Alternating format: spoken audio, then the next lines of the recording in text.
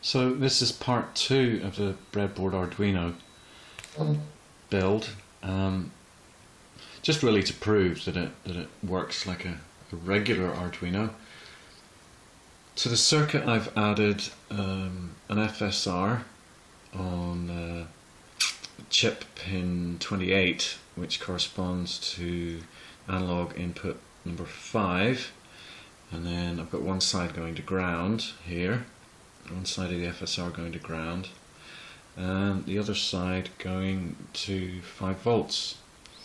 And then I have an LED now. Instead of digital pin 13, which is chip pin 19, I've had to use PWM, or I want to use PWM, so that's 2 pins down on pin 17, which corresponds with digital pin 11.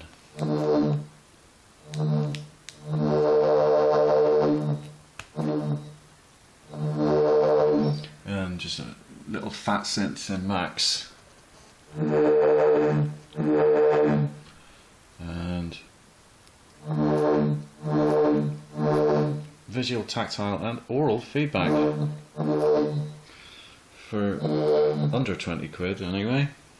And you could certainly do it for under a tenner if you shopped around.